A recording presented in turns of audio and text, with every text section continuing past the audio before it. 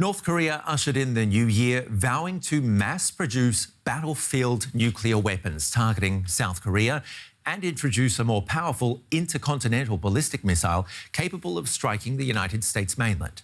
Then Seoul brought up the prospect of joint nuclear exercises with the US.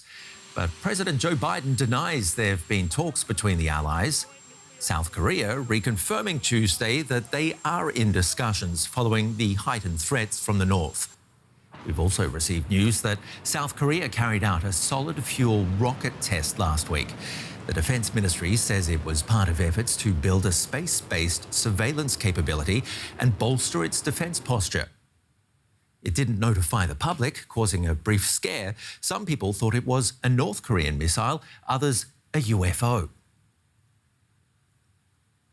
Well, regional tensions and Russia's war on Ukraine are stoking fears in Japan. It recently unveiled its biggest military buildup since the Second World War. A $320 billion plan that'll buy missiles capable of striking China and ready it for sustained conflict. East Asian countries are responding to the changing status quo in the region. It's a challenge.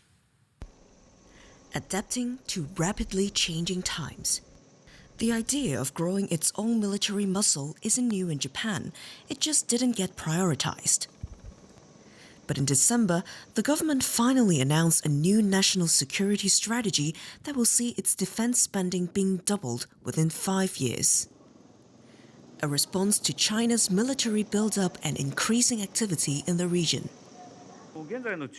I recognize that the present diplomatic and militaristic behavior of China poses a challenge to our efforts to maintain the peace and safety of Japan and the peace and stability of the international community and to solidify the international order based on the rule of law.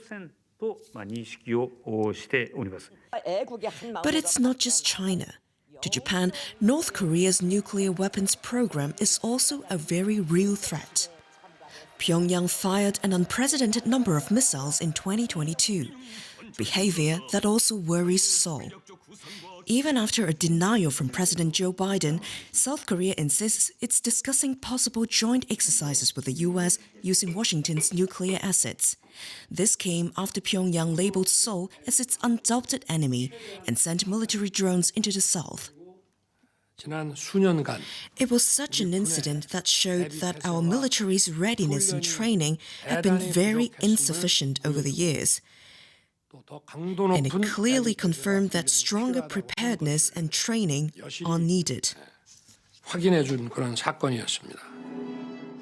But while South Korea and Japan are countering similar regional threats, relations between the two neighbors have also been at their worst in years. Last month, South Korea summoned a senior diplomat from Japan's embassy following the announcement of Tokyo's new national security strategy. Seoul protested against Japan's territorial claims over the contested islands of Dokdo or Takeshima in the plan. One of the past disputes hindering the neighbors' closer ties, despite their shared wish to maintain the region's status quo. Our East Asia correspondent can tell us more, William Yang. Let's start with Japan's record defence budget. How does the government justify those measures considering its pacifist constitution? So the Japanese government have laid out a very clear reason why they feel contempt and also necessary for them to raise the defense budget. They cited threats coming from China, Russia, and North Korea as the primary reasons why Japan needs to enhance its budget and also invest in a lot more defense capabilities. And one of the biggest changes that experts have pointed out is the counter-strike capability, which will fundamentally change Japan's defense policy and the direction of Japan's entire defense strategy. And in its so-called national security strategy, Japan makes a territorial claim over disputed islands with South Korea, which has seen Seoul issue a strong protest. Right. The island has long been a very sore point between Seoul and Tokyo. And currently, the South Korea have actually sent and based their police over there. But Japan has long also claimed territorial integrity over that island. And this protest, I think, comes at a point where the U.S. is really trying to build a partnership between Japan and South Korea in the Indo-Pacific. And in the South Korean Indo-Pacific strategy that was just released last week, we also seen that they mentioned the very importance of strengthening the relationship with Japan. So I think this island dispute will continue to be a very difficult point for both countries to try to resolve as they try to build closer partnership and connection, especially on the security front, in the overall Indo-Pacific strategy under the umbrella that is led by the United States. Well, how does that dispute, or how far back will that dispute then put South Korea and Japan in their joint efforts to uphold regional peace?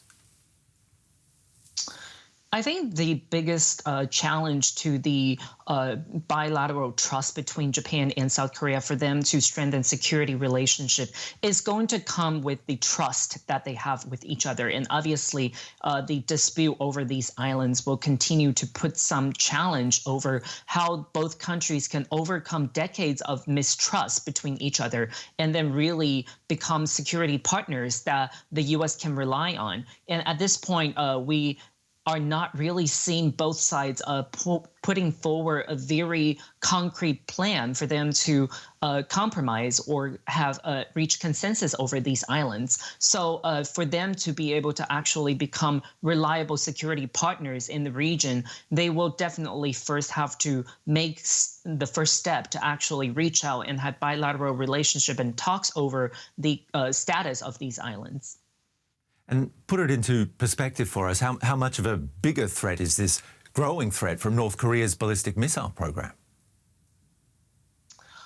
As we know, last year was the year that North Korea conducted the highest number of their missile tests in history.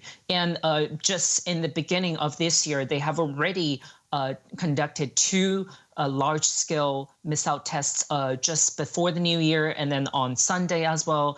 And then the North Korean leader Kim Jong-un has also made it really clear that they are going to increase their investment and their capabilities in the nuclear strike weapons, and they pointed to South Korea and the U.S. as the primary threat for them to be pushed to do that.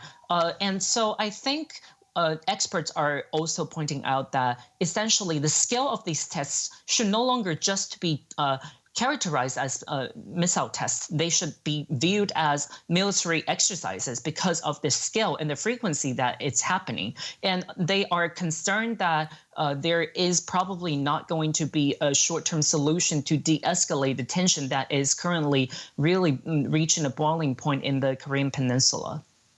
And you mentioned China before. How worried do we have to be about its ambitions abroad? I think we should pay very close attention to the People's Liberation Army's activities in and around Asia. It's not only just in South China Sea where they have long been conducting these very provocative moves and try to expand their territorial claims, but at the same time, over the last year, they have been conducting regular military exercises with Russia near Japan. And that is exactly one of the points that was highlighted in Japan's national security and national defense plans, that China is now the greatest security challenge to Japan and also to the international community.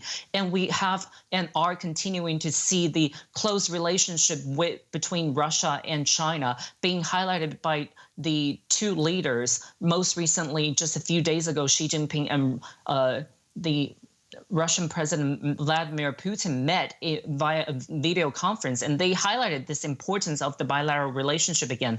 And so I think we need to pay very close attention to how China is really expanding its ambition in South China Sea, in East China Sea, and obviously also in the Taiwan Strait, where there are a lot of potential threats and also potential points that could potentially escalate the situation.